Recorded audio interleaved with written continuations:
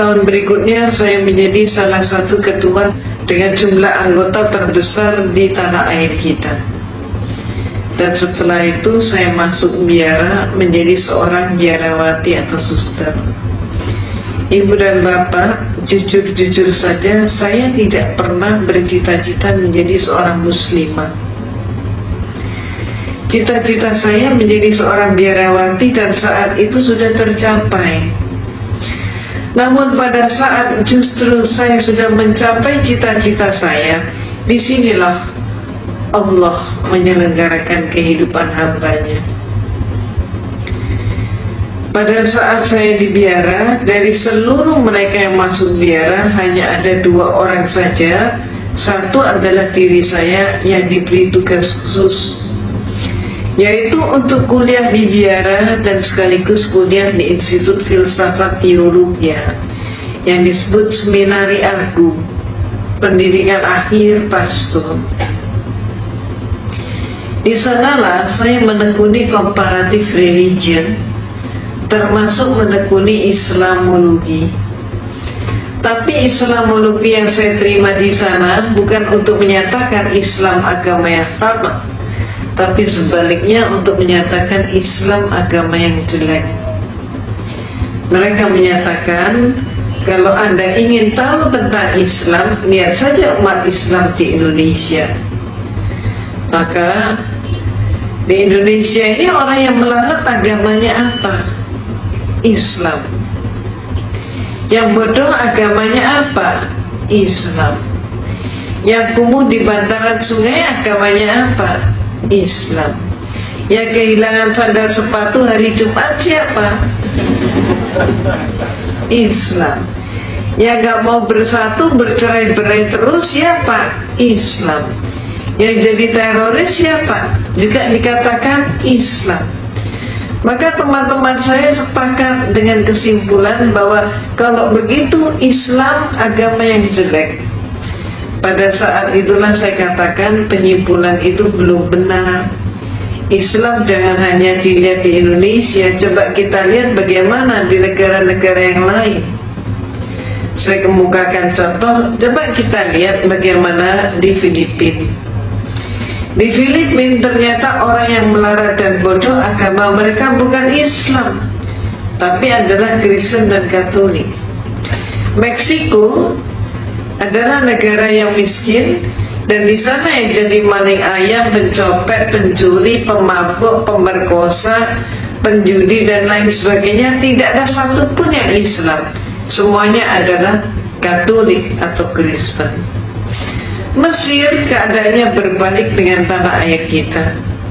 Kalau di Indonesia kita berbicara tentang pembantu rumah tangga dan dikatakan beragama Islam, majikannya banyak yang non-Islam.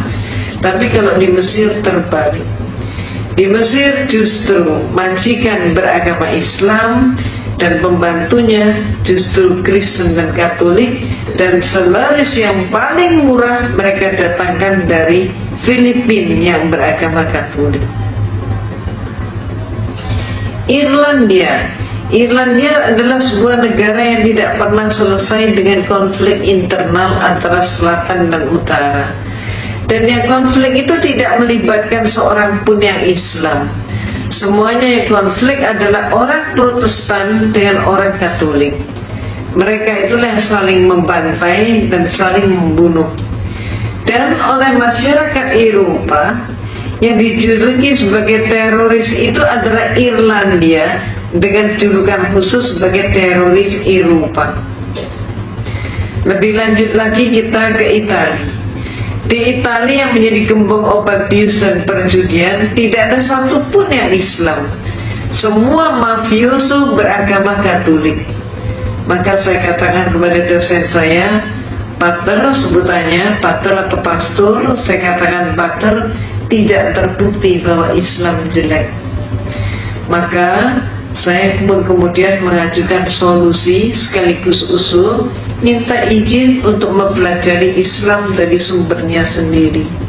Izin diberikan, tapi dengan satu instruksi, mencari kelemahan Islam. Inilah untuk pertama kali saya berkenalan dengan Islam. Pertama kali saya ngaji, saat itu saya masih di biara dengan kapasitas sebagai seorang biarawati. Tapi ketika saya memandang kitab suci Al-Quran, melihat huruf hijaiyah, saya tuh jadi bingung. Ayat ini mana yang depan, mana yang belakang, mana yang atas, mana yang bawah, bingung sekali. Saya amati bentuk hurufnya, lebih bingung lagi. Hurufnya ini kok panjang-panjang, bulat-bulat seperti cendol. Saya nggak mampu. Maka akibatnya, karena keterbatasan waktu, saya putuskan saya harus ngaji dari terjemah. Ketika pertama kali saya memegang terjemah, apa yang terjadi? Keliru juga. Ayat Allah yang saya pelajari itu bukan dari depan ke belakang, tapi kebalik dari belakang ke depan. Dan akibatnya, yang pertama kali saya pelajari adalah surat Al-Ikhlas. Qul huwallahu ahad, Allahus samad, lam yalid wa lam yulad wa lam yakul lahu kufuwan ahad. Malamnya saya ngaji surat Al-Ikhlas, persis pagi harinya saya mendapatkan kuliah teologi di mana dosen saya menyatakan Tuhan itu satu tapi pribadinya tiga. Inilah penyelenggaraan Allah. Sehingga malam harinya ada kekuatan yang mendorong saya untuk kembali ngaji. Allahu Ahad, ini yang benar menurut suara hati saya begitu. Maka hari-hari berikutnya saya dialogkan dengan dosen saya. Saya katakan, Pater, saya belum paham hakikat Tuhan.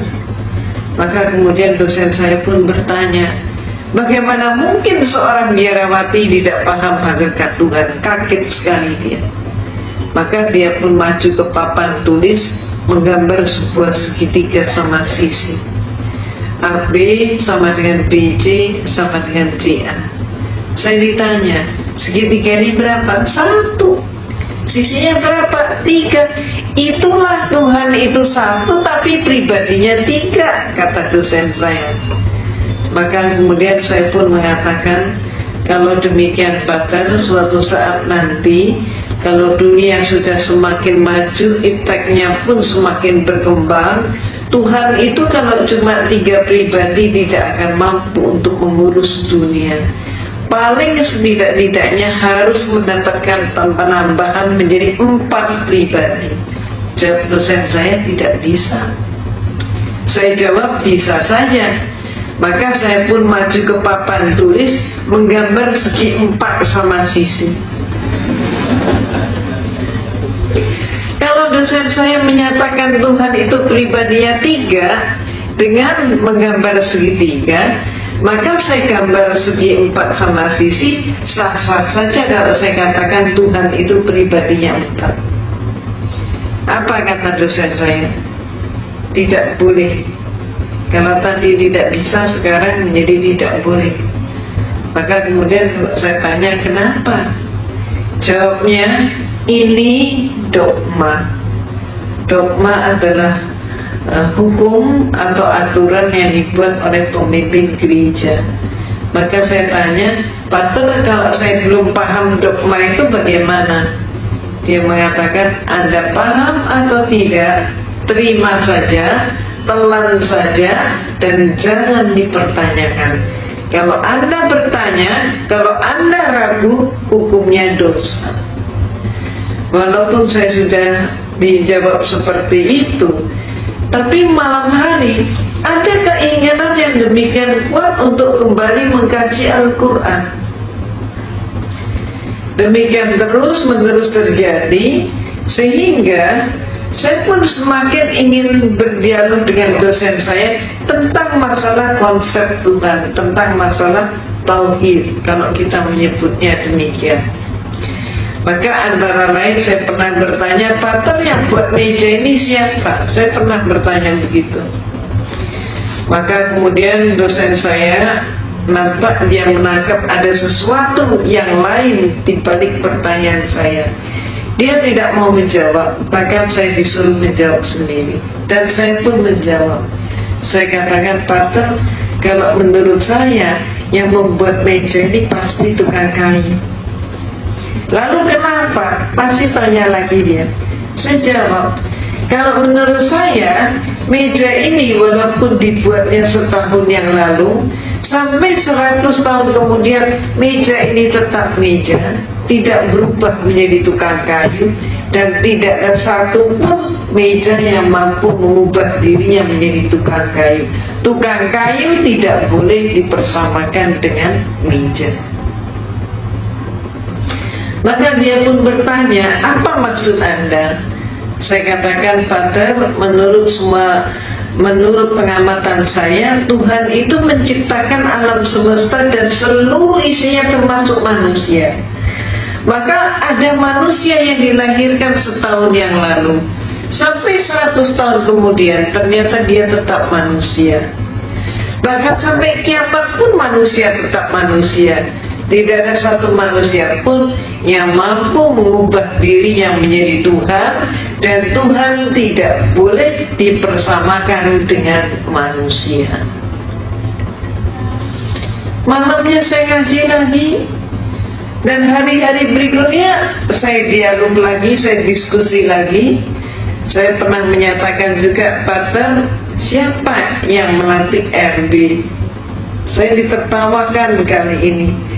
Bagaimana mungkin seorang biarawati nggak ngerti siapa yang melantik RB? Maka saya jawab, sebetulnya saya mengerti. Maka kemudian dia baru terhenyak, dia kaget sekali. Apa sih maksud Anda? Dia tanya. Coba menurut Anda siapa? Coba silakan jawab. Bertubi-tubi saya digitukan. Dan kemudian saya katakan, Pater, kalau menurut saya yang melantik RW pasti eselon di atasnya, lurah ataupun kepala desa. Kalau sampai ada RW dilantik oleh RT, maka jelas pelantikan itu tidak sah. Demikian pula ada 100 orang kopral bermusyawarah untuk mengangkat salah satu teman mereka menjadi seorang jenderal. Walaupun yang melantik 99 orang, tetap saja pelantikan itu tidak sah. Apa maksud Anda? Dia tanya. Maka saya katakan, Pater, menurut pengamatan saya, Tuhan itu menciptakan alam semesta dan seluruh isinya termasuk manusia. Manusia hakikatnya sebagai hamba Tuhan.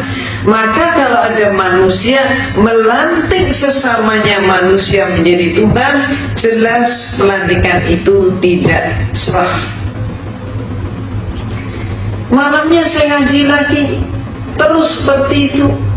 Dan kemudian saya diskusi lagi, sampai pada klimaksnya saya bertanya tentang sejarah gereja. Saya katakan, Pater, menurut semua literatur yang saya pelajari dan kuliah yang saya terima, Yesus yang oleh umat Islam disebut Nabi Isa alaihissalam, ternyata Yesus itu untuk pertama kalinya dilantik menjadi seorang Tuhan. Peristiwa itu baru terjadi pada tahun 325 Masehi. Jadi sebelum tahun 325 Masehi, Yesus belum jadi Tuhan. Yang melantik Yesus jadi Tuhan siapa? Yang melantik Yesus jadi Tuhan adalah seorang raja Romawi, yaitu Konstantin. Pelantikannya terjadi dalam rangka sebuah konsili. Konsili ini bahasa Latin Romawi, artinya adalah konferensi, atau istilah kita yang lain adalah muktamar. Terjadi di kota Nizea, maka disebut konsili Nizea tahun 325 Masehi. Ini untuk pertama kalinya Yesus jadi Tuhan. Jadi sebelum itu dia belum jadi Tuhan. Sayangnya sejarah ini tidak dipahami oleh 98% umat Kristen, walaupun sejarah ini ada di dalam buku-buku mereka. Cuman dengan sengaja pemimpin-pemimpin gereja menutup sejarah tersebut agar supaya umatnya tetap tidak tahu. Kenapa? Kalau sampai umatnya tahu, umatnya akan terguncang sekali kalau mengetahui Yesus diproses dari manusia menjadi Tuhan, dan yang melantik adalah seorang manusia. Maaf, keadaan yang terjadi di tanah air kita, Kristennya sendiri juga nggak ngerti konsep ketuhanan Yesus, tidak tahu sejarahnya. Mereka kemudian menyerang kita umat Islam dengan program kristenisasi dan pemurtadan, sedangkan kita umat Islam juga sayangnya nggak tahu sejarah itu. Itu sebabnya apa yang saya informasikan ini termasuk menjadi bekal dakwah kita. Kalau ada serangan, katakanlah yang hak itu hak, yang batil itu batil. Sejarah ini perlu diungkap.